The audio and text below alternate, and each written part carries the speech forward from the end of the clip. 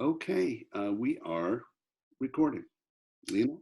Welcome to Sessions with Bob and Lena. I'm Lena Derhally, And I'm Bob Gordon. and you are listening to Pandemic Parents. Welcome. We have two special guests today, Bob. Would you like to introduce them? Yeah, we have two colleagues from the Imago Center of Greater Washington who are also Imago therapists and what I call experts. That might embarrass you two, but people who are very well versed and well trained in child psychology, child behavior, and both do trainings, Caroline and Tori. And I'll ask if either of you would just say a little bit more about your work with kids or on kids. Let's start with Tori.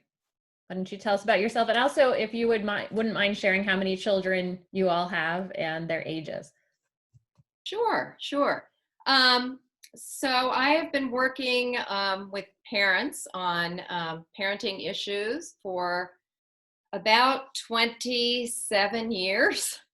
That puts me in a certain age group, I guess. So I started out with an organization called the Parent Encouragement Program, where I learned kind of a method of raising my own children and a philosophy and some skills that really helped me with raising my three kids, who are now 32, 29, and 26. And then I went back to school and got a master's in education and counseling, and then specialized in couples therapy, and have been working with couples largely on couple relationships and on parenting, co-parenting issues. So that's kind of my passion. Tori, I realize I didn't give either of your last names. It's Tori or Victoria Joseph and Caroline Bernhardt Lanier. I just think of you as Tori and Caroline, but our listeners don't know you yet. So, But they will. Caroline. So hi, I'm Caroline, and I just realized I've known you three for a long time. I first met Tori at the Parent Encouragement Program because I first ran there when my oldest child was 2, and he's now 23, so that was 21 years ago. Mm-hmm. And then I met Bob and Lena in graduate school when we were all getting our masters at Loyola. So that's been a long time. So I'm grateful and privileged to be here tonight. So I have 4 kids, 2 boys who are 23 and 21, and 2 girls who are 18 and 15. And the 2 girls are home with us now. So, yeah. I notice, Caroline, you said you ran there. I ran there, yes, because I had no clue what to do. I was feeling really overwhelmed and distressed, and knew what I didn't want to do, but didn't know what to do differently. So. And how long, and tell us a little bit more about your experience with Imago and PEP, and what you're interested in now and what your specialties are. Yeah, so like Tori, I work with couples and individuals, and sometimes families as well, and really love doing, my husband and I lead workshops for couples and groups online now. And I work at the Imago Center with the 3 of you. And at the end, we'll put a plug, and we can leave it in the YouTube notes as well, for the links to these workshops and other resources that Tori and Caroline provide, because they're online now. So you don't have to live in DC anymore necessarily to attend some of these. So that's one of the silver linings. And for the listeners or watchers, it was convenient to have Tori and Caroline on, but another plus of their expertise with kids was that they're also working with couples, and so a lot of the issues we've been hearing about, and Lena and I actually solicited from our friends, clients, etc., concerns, and some of it really does overlap with parenting and couple issues. How we as parents might be very different, not only in how we approach safety and sanitation issues around COVID-19, but schoolwork, parenting, letting kids be kids versus get off the furniture kind of stuff. But let me go, since we don't have much time and a lot to cover. Let me get to some of the questions. One of the areas, and thanks Lena for theming these out, is kind of comes under sibling bickering. And one question, was about strategies to prevent or stop sibling bickering. This person said specifically she feels her two kids are now playing a lot more, which is great, and are closer overall, but also push each other's buttons more. So the question was, what do you do when they're mean to each other, call each other names, hit each other? Why don't we start, Tori, on my screen? You're at the bottom, so I'll ask you to start this one. Okay, sure, happy to. Well, yes, we've all been there. All of us who have more than one child have been there and know how you're feeling. And just knowing that sibling rivalry is, pretty much universal. There's nothing wrong with your kids. As a matter of fact, it sounds like they're doing really well, which is great. And I would say, really, since they're getting along better, or most of the time, I would really focus on the positive. You have a great opportunity there. I mean, what gets noticed gets repeated. And often kids are fighting in order to get their parents' attention. So we as parents are much more likely to focus on the negative, unfortunately, and not notice. I remember when my kids were playing, I was kind of afraid to disturb them if they were getting along. I would kind of tiptoe around and say, I better not say anything or they might stop getting along. But I learned that really just the opposite is what's more helpful, is noticing the positive and commenting on it, not in any dramatic way, but just saying, hey, I noticed two kids there getting along, cooperating, playing nicely, being creative, showing thoughtfulness. So just mention it in passing. Just notice when they're getting along. And if you focus more on the positive, you will get more of the positive.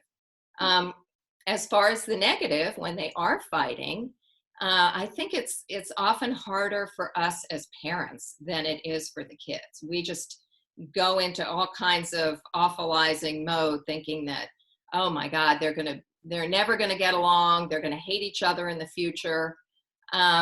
So to just take a deep breath and know that, they can work it out.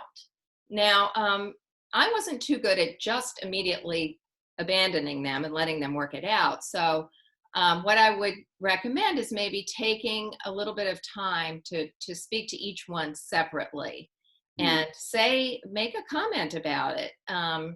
Say, hey, I notice you're frustrated with your brother sometimes. What's going on with that? Tell me about that. And just hear what they have to say, and to be curious what that's about, because often one of them is feeling more discouraged than the other, or is feeling, my son actually said to me that you love Ethan more than you love me. Oh. So that was good information to have. I didn't love one more than the other, but that was his perception. So I wanted to hear that. I wanted to address that. And also you can brainstorm with them. Well, when you're frustrated, what else might you do?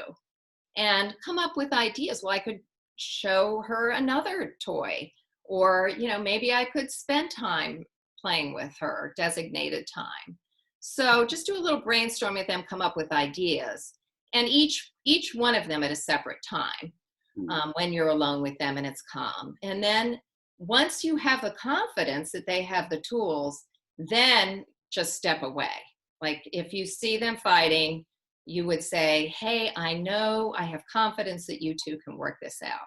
And I'll be upstairs taking a shower. And just get away, because you're not going to pay attention to it and not give them attention for the fighting. And they will figure it out if you get out of the way. Okay, good. Caroline, would you have anything to add to that, and maybe a little bit about the hitting part? I think some parents really struggle with what Tori just said. If I leave the room, what if they hit each other? At what point do I intervene? So anything you want to add in general, and also if you could address the sibling aggression part. Absolutely. No, I love what Tori said. I mean, I would say we want to really try not to get into referee mode, trying to pick sides to figure out who started it, who's to blame. We really want to try to put all the kids in the same boat.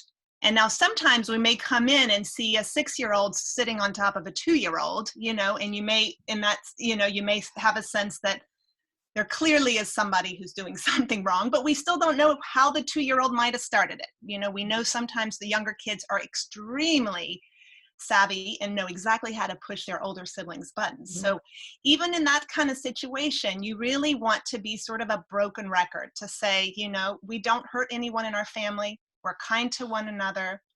And you try to just pick up the younger kid and hug both kids and say, looks like we might need some separate time right now.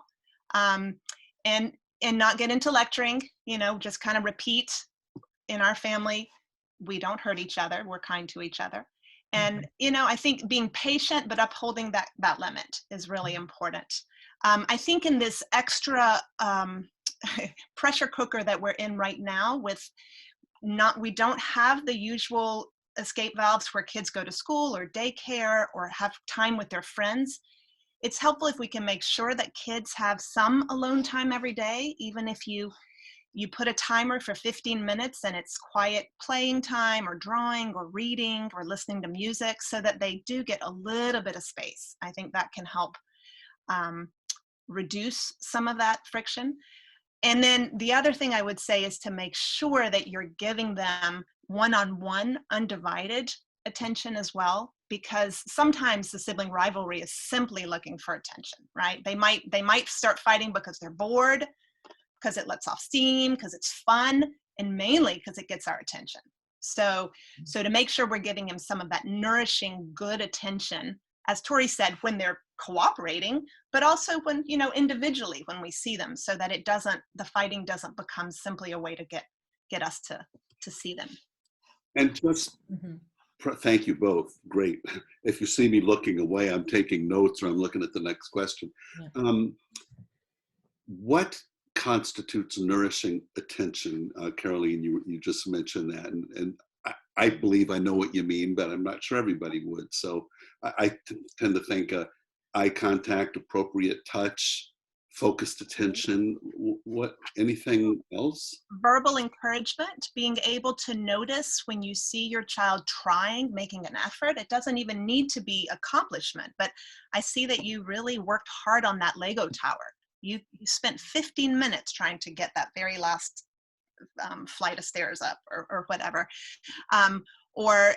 Just it can be very low key. It doesn't, when in PEP, in the Parent Encouragement Program, we have a whole class on encouragement where we differentiate praise, which is sort of the empty, fluffy, you're so wonderful, what a good boy you are, from encouragement, which is really based on noticing the details of what a child is learning or working on, the effort that's being put in. So being able to say, I noticed that you shared your toy with your brother when he asked for it. That was very thoughtful. That kind of thing. Tori, you want to add anything on encouragement? Yeah, just to Bob's question, what would be nourishing is there's something that we call special time, which is one-on-one time with each parent and one child. So it's allowing yourself to get in the child's world. It's child directed. And for young kids, we recommend you could do it as little as 15 minutes a day with each parent. And you're really getting into the child's world. It's not, you're putting away all of your distractions and your agenda and your cell phone, and you're really allowing that focused attention with the child, playing whatever it is they want to play. Stanley Greenspan coined the phrase floor time for little kids, little kids. And that's actually getting down on the floor and playing with your little child for 15 minutes, which sounds like a no-brainer, but I remember doing this. It's really quite hard to be in a child's world for 15 minutes, but they just eat that up. And if you can do that once a day with each parent, you will find there's less negative attention that they're asking for, because they've had that, as Caroline said, that nurturing kind of attention. That's a really important point, Tori. I think this is fresh in my mind. Just now I was putting my children to bed, and I have a ritual. I have to get into bed with them every night. And usually that's our time, our one-on-one time. I spend, around sometimes longer than 15 minutes with each of them. But tonight, when I was in my son's bed, he's 7, he said, Mommy, tonight I got to tell Daddy all about my day, and I have the best daddy in the world. And it was just that interaction, just telling his dad about his day, which he doesn't really do. It's more with me, but like that alone made him feel like he had the best dad in the world. And I just think it speaks so much to what you just said about having the child feel like the focus is on them. Like he had this undivided attention from his dad hearing about his day today. So that really resonated with me tonight. So I think that's important. Oh, go ahead, Bob. No, it's all right. Go ahead. No, I was just going to say, I recently was listening to a leader at PEP talk about, a parent educator talk about, she had this wonderful metaphor. She talks about, this is Paige Trevor, and she talks about plumping up our relationships to be able to absorb the stressors of so much time together. That when we give this encouragement, this special time, when we're really present to our children in small doses, it can be small doses the first thing in the morning, at night, maybe at mealtime, bath time, that this plumps up the relationship, because our relationships can get really shriveled if we are not paying attention to our kids, or if we're constantly criticizing, or if we're constantly correcting or telling them what to do. So we want to think about, creating resilience in this time of extra stress, and these kind of verbal encouragement and presence and attunement can really help plump it up. Thank you. I have to say, I'm already loving this this conversation, because I've heard at least 3 or 4 really specific things, like the children get alone time, they get the individual attention or special time, and you said child directed. It's like getting into their world, not forcing them into ours, floor time. And I wonder how, I could just hear a parent out there saying, yeah, well, how do I extract myself after the 15 minutes when I have to go do business that I used to go to the office to do? Well, how do you manage the time boundaries around it? Yeah, well, setting a timer. Setting a timer on whatever device you have. I had one of those little kitchen timers, and before you start, you tell them the timer is telling us how long we have. We have 15 minutes, and when the timer goes off, then it's time to XYZ, and have something that you have to do right after that, so that you do respect that time, and they learn to respect that time, because that's an important learning tool as well. And kids love timers, by the way. Yeah, and then and always tell them, there will be another time tomorrow, and guess what? We can continue this tomorrow. So it also teaches them a little bit of delayed gratification, right? That I have something to look forward to, and I can put off this desire to keep going until another time, till tomorrow. Okay, well, let's move on to the next topic, because I want to make sure these are really great answers. I want to make sure people were really looking forward to hearing from you ladies tonight. So I want to make sure we get to their questions. We're going to go to the managing parental emotions. We've got several questions from listeners about this topic. And so I'm going to just combine some of them into one general question. I think the one question specifically was, how can parents keep their calm while also allowing their own emotions to flow? And then related to that, I think just because we're parenting in the pandemic, I think a lot of parents are losing their cool doing the distance learning stuff. And it is just, for so many parents, it's such an unhealthy dynamic to be schooling their children. And there's a lot of defiance with the children pushing back on their parents, and frustration and tears. I mean, I know so many people that are dealing with that now. So yeah, so can you speak to us a little bit about the first question, how parents can keep their calm while also allowing their emotions to flow? But yeah, just also keeping in mind that pressure cooker scenario, and maybe relating a little bit to this new situation so many of us are thrown into, where we're now the teacher that we never signed up to be. So let's start with Caroline this time, if you have any thoughts. Yes, absolutely. Well, I think it's so important to be thinking about what helps us release stress and get tension out, because we are bombarded with so much more that's out of our control. And so what is it for you that helps you? Is it exercise, creativity, connecting with others, mindfulness, a good night's sleep? We know that if we can minimize some of the things that activate our nervous system, that can be really helpful. So for some of us, that might be scrolling on our phones, or eating too much sugar or caffeine or alcohol. Some of these things that can, really limit our or increase our reactivity. And going back to the scrolling on our phones, I think being very mindful of our media consumption is super important right now. Mm-hmm. And I've heard of people who have made, pretty strong rules for themselves. They don't check it till 12 and they turn it off at 6. I heard somebody say that there's actually only about 12 new minutes of news a day. So you think about how much you might be on your phone, you might not need to spend a whole lot more than 15 minutes a day to get caught up.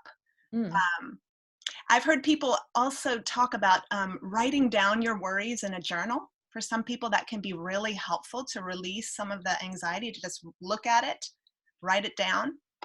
We know we need to have an outlet, but that outlet can't be our kids, right? We can't put our worries and our stress on them. So if you can have a few close people in whom you confide and whom you can vent to and complain with, that can be really helpful to manage your own stress and your own emotions. Certainly any kind of breath work, any kind of meditation that can ground us is really, really helpful in this time of so much uncertainty. And then in terms of, I'll start there. Let Tori fill in. Okay, Tori. Yeah, absolutely. I would reiterate what Caroline said. I think, it's most important for parents to take care of themselves first right now. I mean, think about the airbag, right? You take care of yourself before your children. You guys have to breathe. And if you are able to take care of yourselves, I'm pretty confident your children will be fine. So finding a way to do that, and just being aware of your own stress level and being able to take your own parental time out and just go and breathe and find your mental escape, whether it's listening to music or getting outside. And I find that the parents that are most successful during this time just are able to reframe their expectations. You are the parents, you're not their teachers. So keep that in mind. And it's most important for you to be the parent role and not to feel like you have to take over the teaching role. Also, maybe allowing, not having to it's good to have a schedule, because it gives everybody something to do, and everybody knows what's next. but to not be too rigid with the schedule or too rigid with your expectations to finish these assignments. You know, things are going to be different next year, I think, you know, and every school is handling it differently. So I think just kind of allowing this as a time for more figuring out your kids' passions, you know, what is their creativity, what recharges them, and allowing them to experience that more, and really just kind of refocusing on building your relationship with them and not too stressful about the academics, and to try not to awfulize about the future, and just try to be in the here and now and reframe what's really most important right now. What's most important is that I'm safe, my kids are healthy, and we are building a better relationship. And so I would just want to ask an imago question almost about this in relation to reptilian brain, because I know, myself included, that sometimes you just blow up. As much as you don't want to, you can say and do things that you don't mean. And I get this question a lot from parents too. And one of the things I say, and that's why I want to go, I'm not the parenting experts. That's why I want to see if I've been doing this right. But, you know, I tell people, I think this is imago again, in the sense that the repair is just as important. And so if I get into reptilian brain, for our listeners who have not followed our podcast or don't know, it's sort of the, you know, the primitive response to threat. And sometimes we just snap almost, and we yell and we scream or whatever. You know, I think it's important to take accountability. And I think that's a good modeling for your kids to come back and say, you know, mommy shouldn't have yelled at you like that. That's not how we handle problems. And, you know, do the repair, the apology, the accountability. Would you be able to speak to that a little bit about what we do when we do blow up, and making sure that we are making those repairs and connecting? Absolutely. I'll jump in. I think that's so important, Lena, what you're saying, because we do model that we can, you know, we can make a mistake, but a mistake is an opportunity to learn. And so we can come back, and relationships and family are places where we can forgive, we can move on. And I think you're also showing your children that anger is a normal human emotion, right? That we all experience it and have to learn how to work with it, have to learn how to manage it. And so it could be a good opportunity to say, to do some teaching around that, and to say, you know, maybe we can sit down together as a family and talk about what do we do when we get angry, and what's okay in our family to do. I mean, you could do a whole piece on anger. One of the things that I love to teach children and to have used in our family is this, and I don't know if you guys have talked about it in your previous podcast. It comes from Dan Siegel, who's a neuroscientist, and the image of flipping your lid when you're mad. And he uses a hand image of the brain. And he says that, you know, this is the prefrontal cortex, this is the brain. So for people who are not watching, your wrist is your brain stem, into your palm, which is the limbic area of the brain that has your emotions and your memories. And then your thumb is your amygdala. And then your fingers that fold over are the prefrontal cortex, which is the place that allows us to stay calm and grounded and empathic and creative. And when we get angry, when we lose it, when we get triggered, we flip our lid so the fingers come off, and then we get reactive and we blow up and we say things we regret, and we lose access to that part of ourselves and our brain that keeps us connected. And so children really love this, and can, you know, when they see this, it helps them to, you know, to have an image to say, are you getting close to flipping your lid? And so I think all of what you're saying, Lena, is a wonderful way, rich way to problem solve together as a family. How do we learn to stay calm when we're upset? Well, that's validating to hear. Thank you. Tori, would you like to add anything? Or no, I think well said. I think it's just, you're just modeling. You're modeling the courage to be imperfect, and that none of us are perfect, and we have an opportunity to repair and to apologize, and to try to do things differently next time. And putting myself in the listener's chair for a minute, I imagine there are some people that would really be getting curious right now about the sort of, what are the core principles of this parent encouragement training? And I realize that would be a whole other discussion, and maybe that's one we could actually schedule. But at the end, I would like to let listeners know, we'll take a few minutes to kind of let you know where to find out more about this, because this is really important stuff, and it's based on some very evidence-based principles about how, and paradigms about how we regard children, how we regard people. So keep listening, and we'll give you some places to learn more about it. One of the other questions that were some of the other questions that were rising were on social/emotional concerns, like if social distancing continues for however it may continue, a year or more, will lack of social interaction with other kids outside the home hinder the development of, say, a first grader, a kindergartner, or other ages and grades? Like, people are worried about this.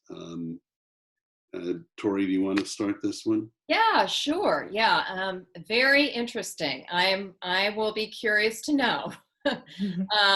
The obvious answer is that we really don't know yet how any of this is going to affect us in the long run.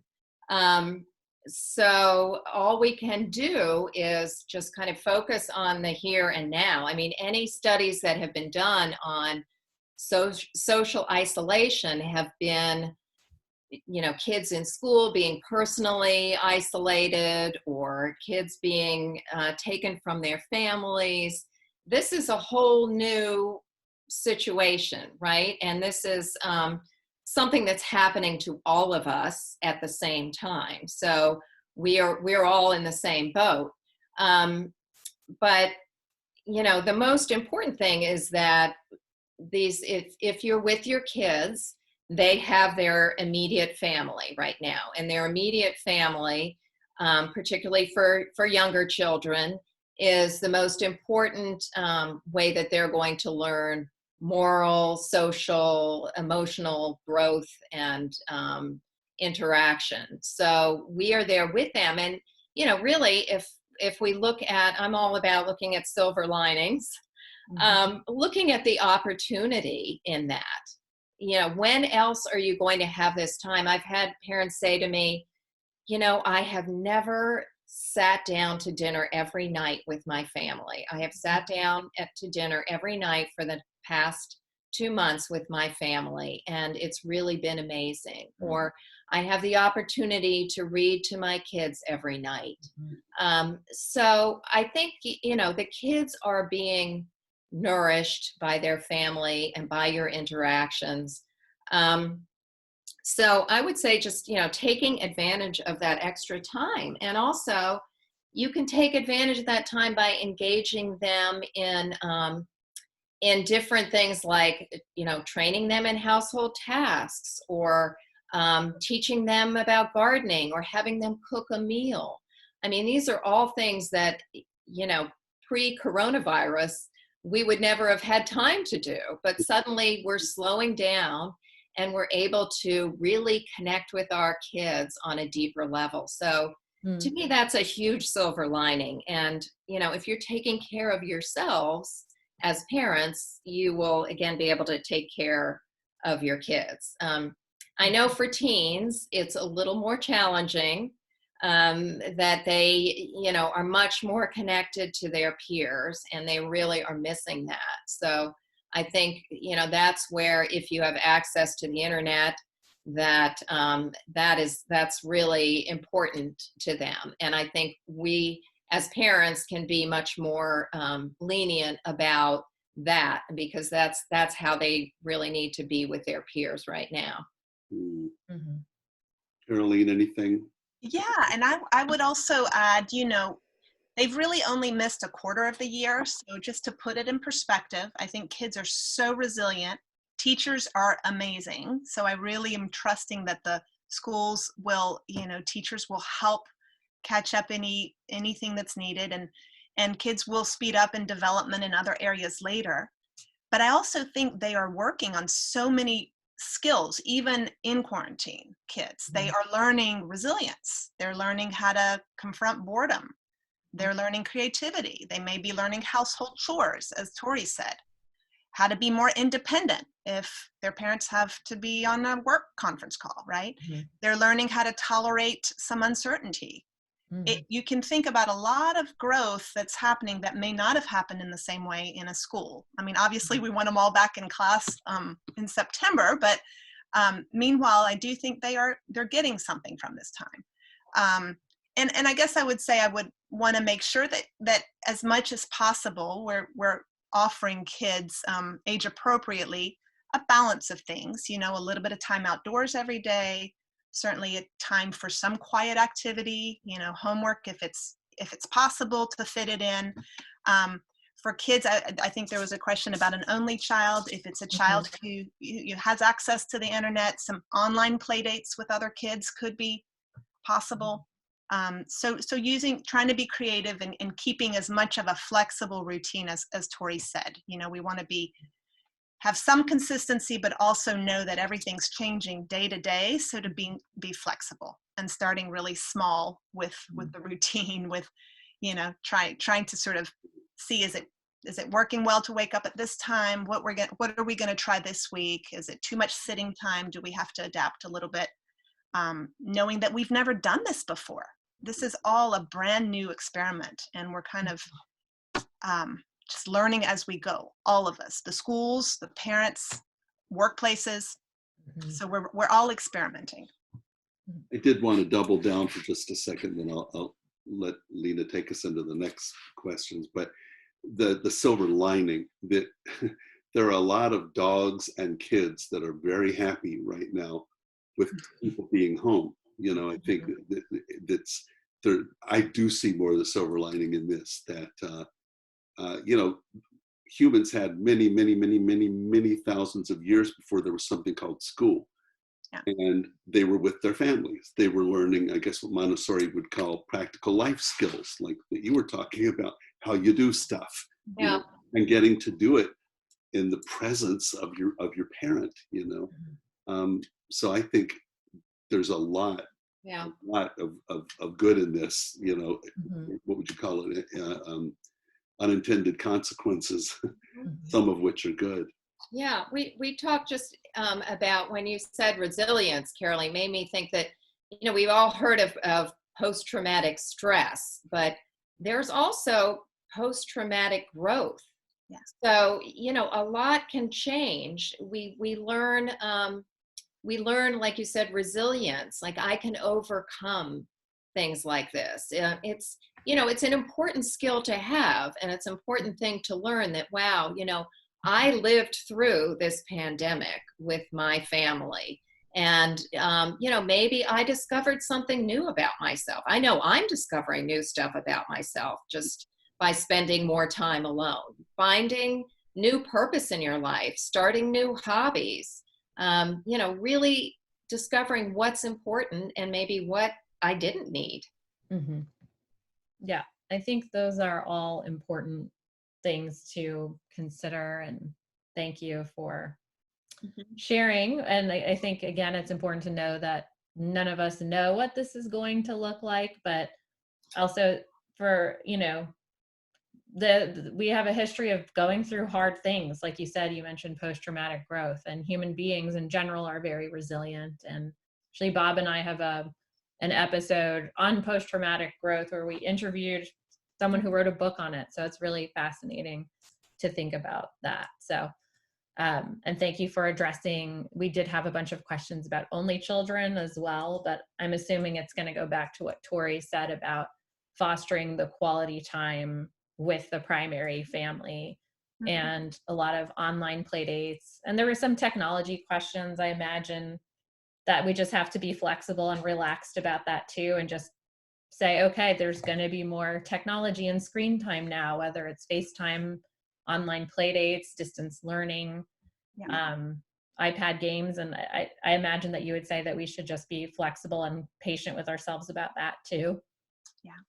Yeah, as long as there is time spent other ways, as long as it's not interfering with time outside and Right. time learning skills and Mm-hmm. interacting with the family. And so, yeah. And I think this is where you can have some sense of routine. You know, we in PEP we really like to teach using the phrase when then.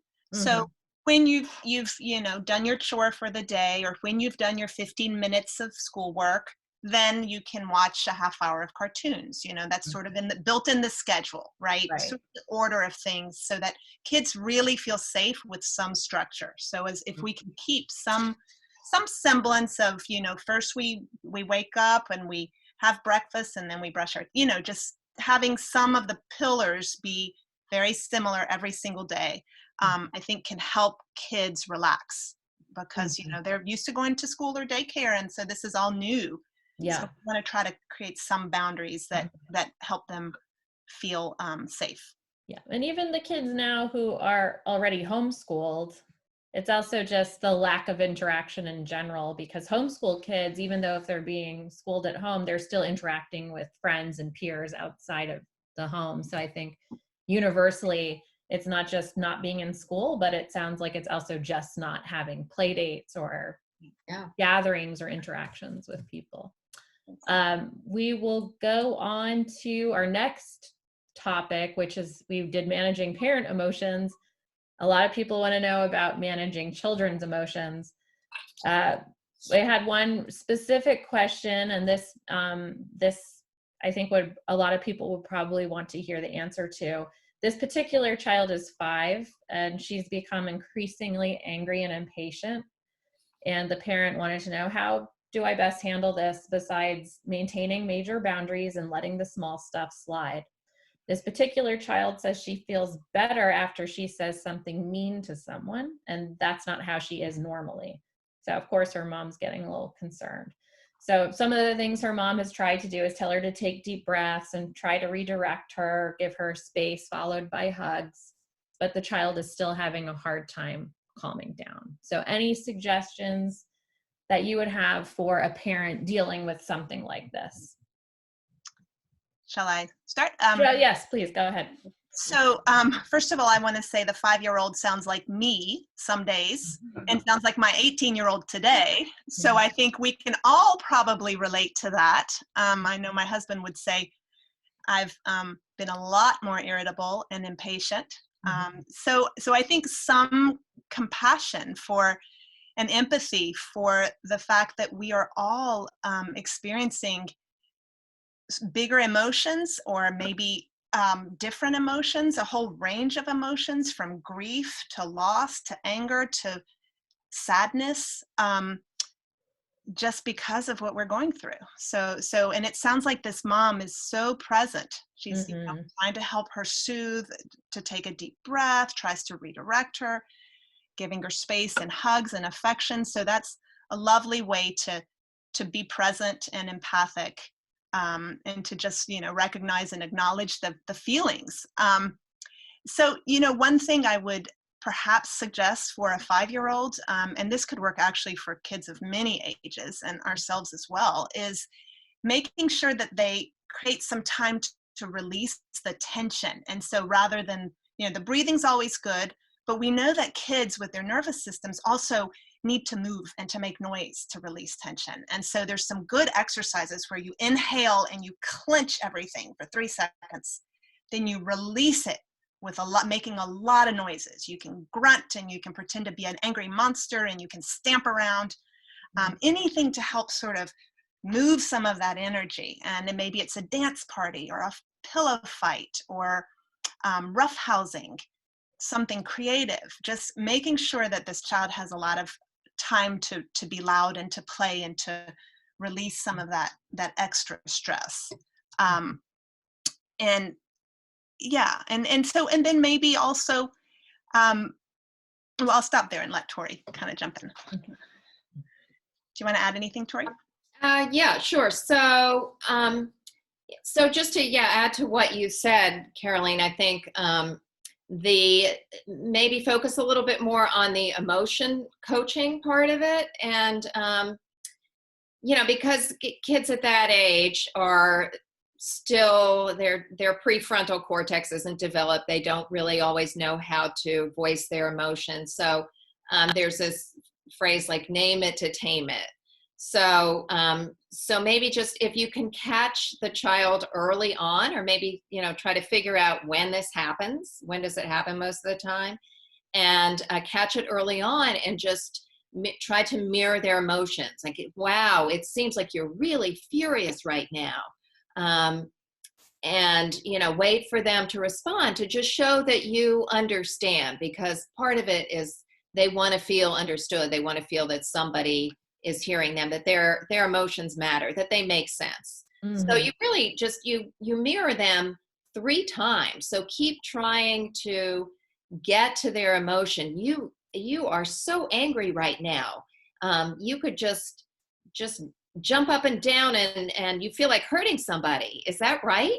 And as a parent, you feel kind of afraid. You want these emotions to go away because they're a little bit scary, but kids want to be heard and want to feel like there's not something wrong with them, that they do make sense. So you want them to know that their emotions make sense. And once you've done that, you'd say 3 times, because you're going to want to stop and fix it, but just stay with it. And then once you've done it 3 times, I think chances are the child will feel heard, start to calm down, and then you can start to brainstorm a little bit, like, well, I wonder what you could do about it.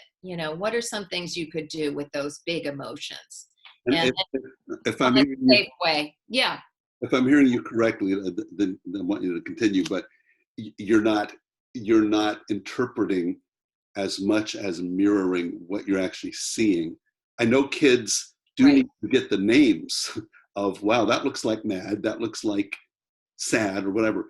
But what I'm hearing is it's not, you're not telling the child how they feel. You're actually reflecting. Yeah, you're guessing at how they feel. You're helping them to name their emotions. So you make a good point, Bob, because you want to say, I wonder if you're feeling, or could it be that you're feeling?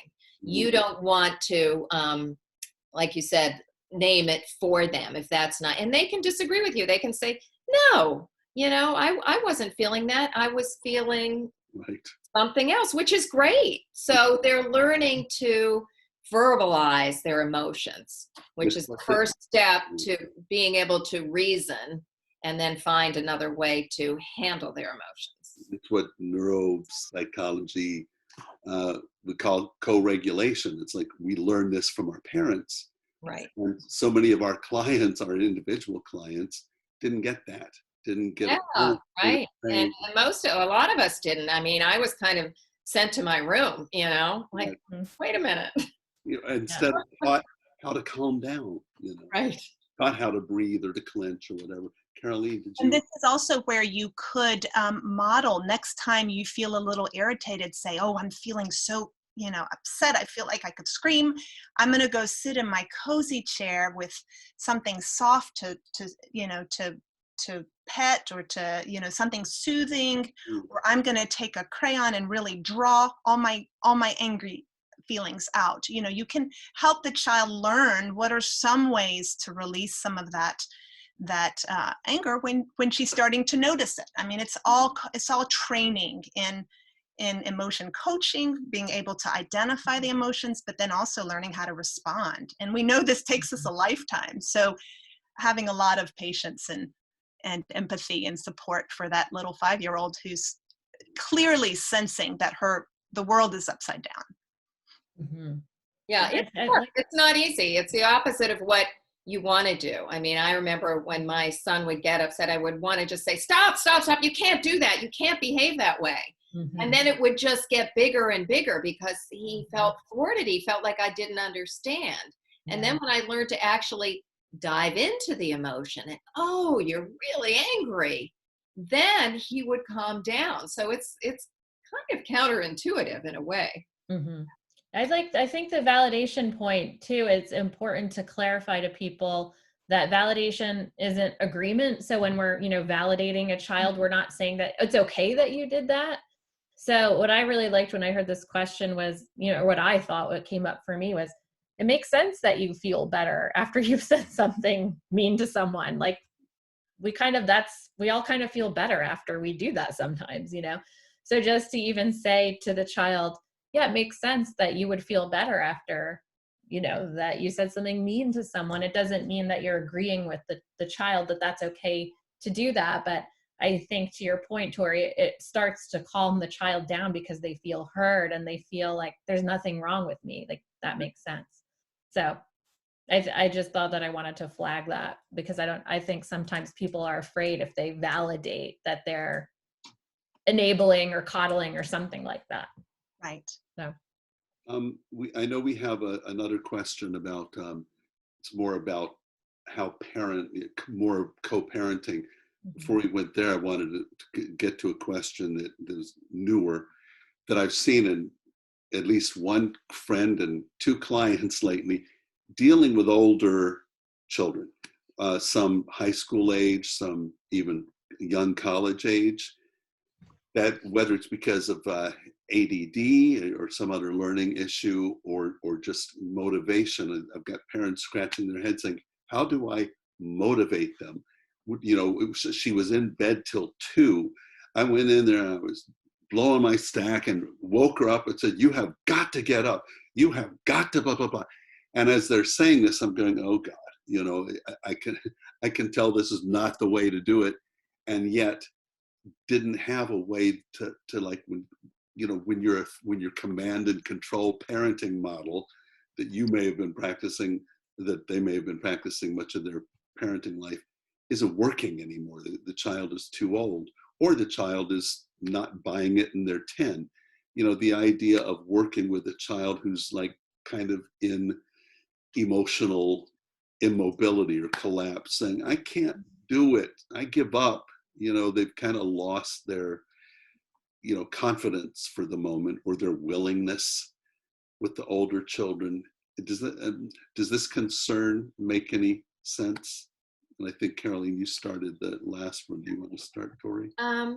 Yeah, it makes a lot of sense, especially if this is a teen or a college age student that has come back home. That's really tough. And it wasn't of their free will either. So they're at a stage of their life when, their job is to individuate and separate developmentally. And that's what they're supposed to be doing. And then suddenly they're brought home and they're under their parents' wing again. So there may be some anger and resentment and revenge about that. So, I'm going to sound like a broken record with recognizing their feelings, but, just validating that, this is tough for you. It's hard for us, but think about how important those stages were for you growing up and what it would be like for you. And then I think it's maybe easier to put yourself in their shoes and to acknowledge and validate their losses. I mean, they're going through some grief, right? They've lost a lot. They've lost these kids who are starting their first year of college, or losing that first year of college. So again, I know that you may feel like, wow, I'm just making it worse by, by acknowledging, but you're really not, because what they're feeling makes sense. And they just need someone who can understand their feelings. So that said, I would start with that. And I think them feeling heard will, help them to feel like, okay, this does make sense. There's not something wrong with me. And then, for someone who is really struggling and giving up, when we talk about encouragement, and encouraging just the slightest movement that you see. You have to start at a minute level and say, hey, you know, I noticed you got out of bed today and fixed yourself breakfast, you know, and trying to be really sincere about that. But you have to, again, encourage and notice the positive and build on that, because you have to start somewhere. I'm just thinking when my son gave up at math and he just said, I can't do this anymore. This is like just too hard for me.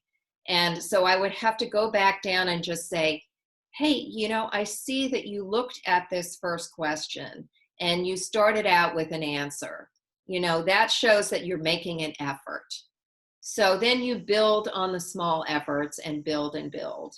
And if it's a child that's struggling with attention deficit disorder or something like that, I think it makes it even a little bit harder. But there are resources out there. There's a great organization called understood.org for kids with learning disabilities and ADHD. And they have a lot of great blogs for parents, and they have resources. And maybe this child would benefit from seeing a therapist, teletherapy. So I would say reach out to some of those resources. Caroline, anything to add? Thank you. That was a beautiful response. I think I would, just emphasize the grief and loss. I've seen it in my 2 college kids. And I think grief is, and I've felt it in myself, mornings when I wake up with no motivation, just feeling a sense of heaviness. And I think for them, they have less power and control than we do. They don't have the financial freedom. So there's a whole other layer. So I think a lot of empathy, a lot of connection rather than correction, a lot of inviting them to take a walk, trying to reach out, to hear about their friends, about their world, about what they miss. And then to offer together to say, how can we make this work? How can we make this time a little bit more bearable for you? What can we think about together? Is there any way I can be supportive? Rather than going in with the judgment or the criticism or the expectation that they should be somehow mobilizing, finding a job, or occupying their days in productive ways. I think we need to really lower the expectations. This is not a time where we're going to be, productivity is not the point right now. And so I think really trying to meet them where they are and to invite them into, the family life as much as they want. But then also, I've been trying to do this with my kids, not having a bedtime for them. They would typically be in college right now. I would not know what they were up to. And so allowing them to sleep in and just giving them space, because I think they also really need that. And having some agreements about how they might contribute in the house, because they made up, the 4 kids, when they were all 4 here, they took a long time to come up with some system about who was going to do the kitchen when. I said I would help cook, and they were in charge of all the cleanup and the dishwasher and everything else. And then we also rotated cooking. So, empowering them to be useful around the house as much as possible, because that helps them feel at least, like they're doing something. They might not like it, but it's important for them to feel like they are part of the family life again. So but it's hard. It's hard. I don't think any of us have ever lived through this again. And so it's okay that they're struggling, and this is temporary. And some of these issues are independent of the pandemic. Like I love the connection over correction.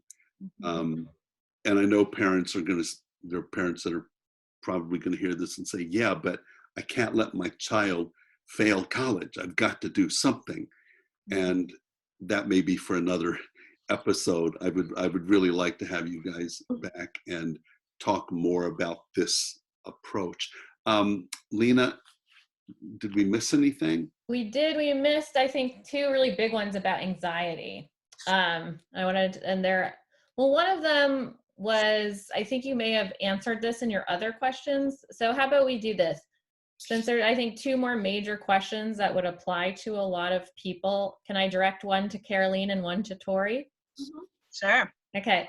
And again, you may have had, a lot of these common threads in all of these questions. So for this particular question, it sort of relates to Bob's previous question, but it's about kids feeling like they have a sense of control in their life without controlling others. So the question specifically was, how do we let kids gain control in their lives during this time without controlling others, like their mom?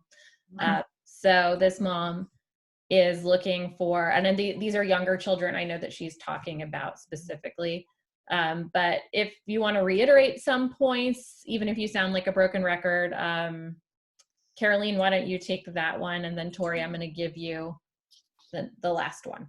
Sure. And I think it's so important for kids to have some sense of control over their lives at any age, pandemic or no pandemic.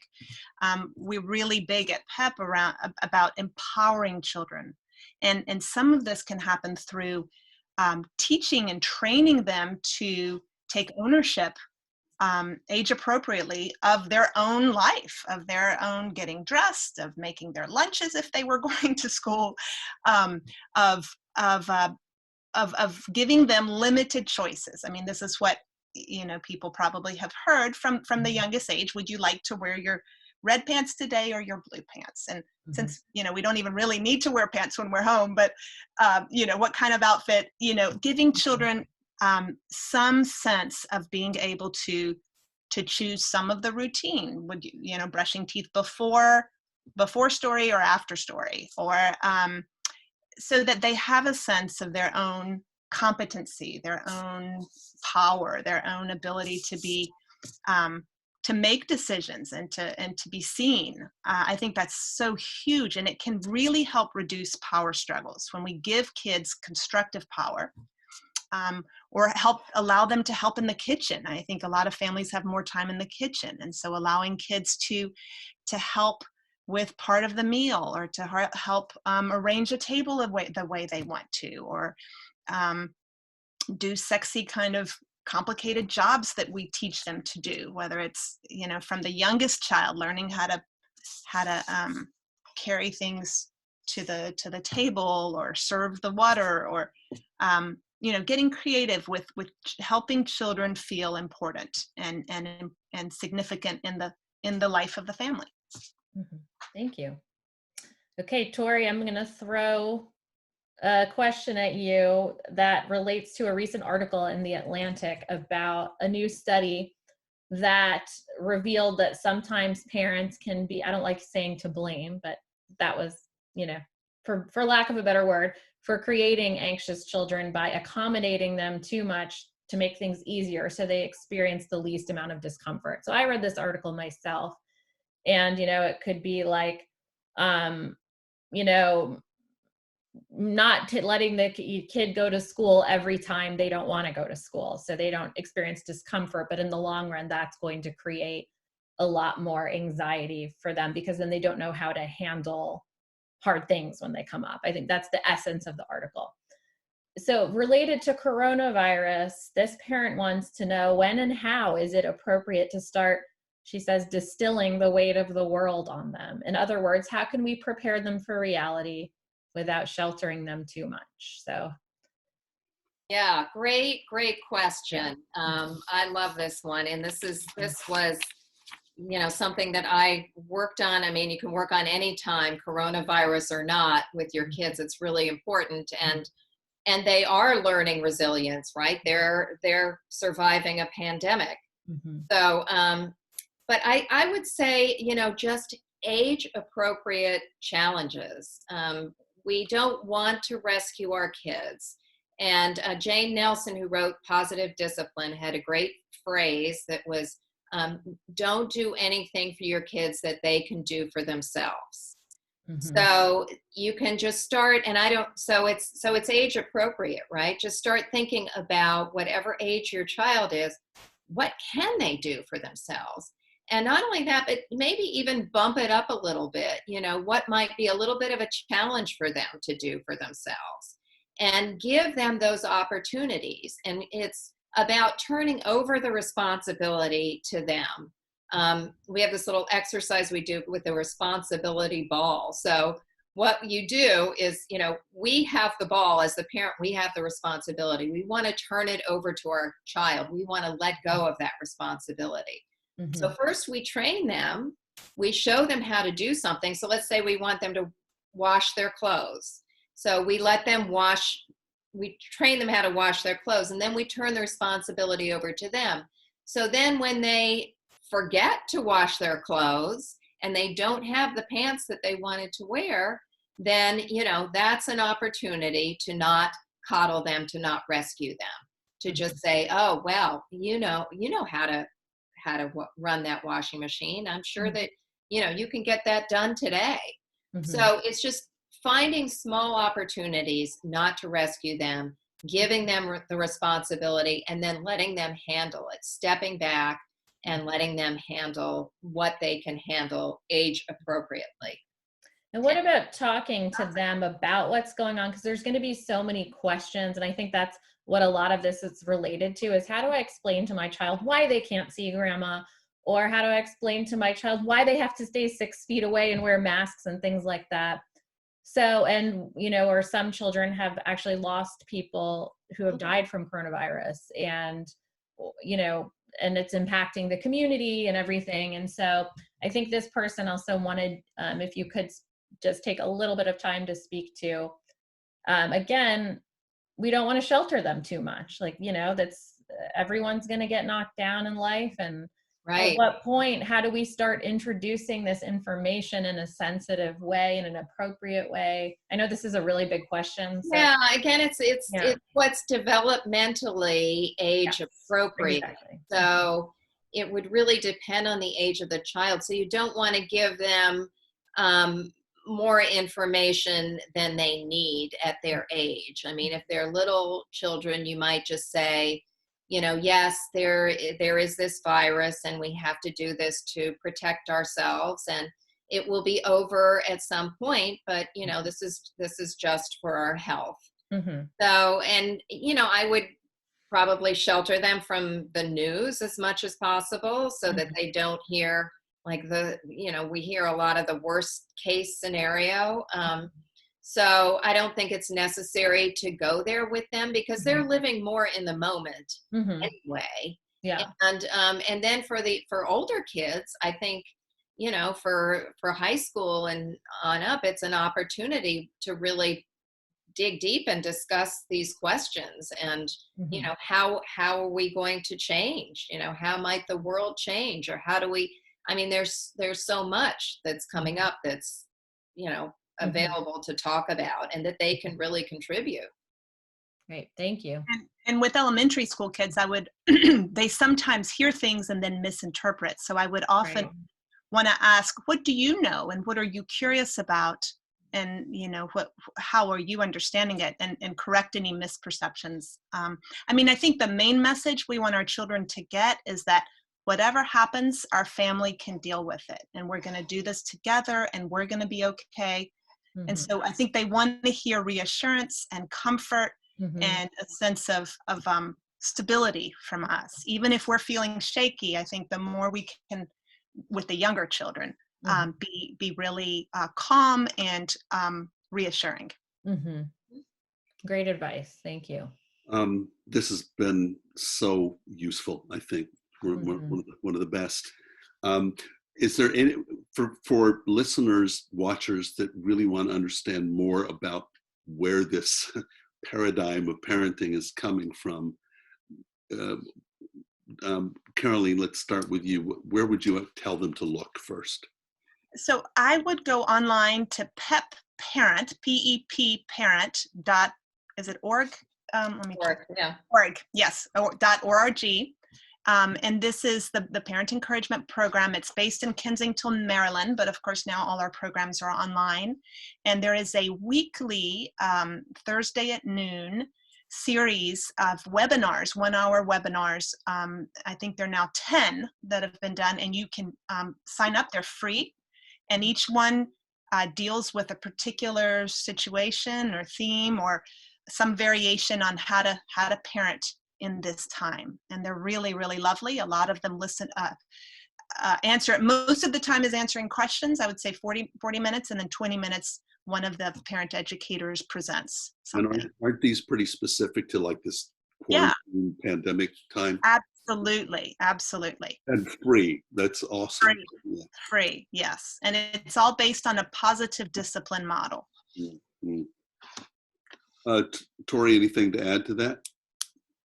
No, I think you covered it, Caroline. Yeah, it's a great organization, and you know, I won't go into the theory, but it's positive, and it's based on the idea that of the everyone's need to belong, to have a significant influence, and you know, to feel significant in their life. So so when we think about parenting, we think about, how does our child belong? How do they feel significant? How do they feel empowered? Well, we are extremely grateful. This is just a gift to everyone who's going to hear this. We're so lucky to have your expertise and for you to share that with everybody. It's going to be so invaluable and helpful. This is again Tori Joseph and Caroline Bernhard-Lanier of the Imago Center in DC. Look them up. Bob, any final thoughts? No, I'm just very happy to have this, and you know, if the feedback seems to indicate, we may ask you guys to come back and talk more about this model of positive discipline. Part two. Part two, yeah. I will stop recording in a minute, and maybe the four of us can just debrief for a moment. But any last words from anybody else? I'm very happy with what we got here. Thanks, Bob and Lena, for giving us this opportunity. Yes, thank you so much. This was a treat. Great. Okay. Well, thanks everybody, and thanks to our watchers and listeners.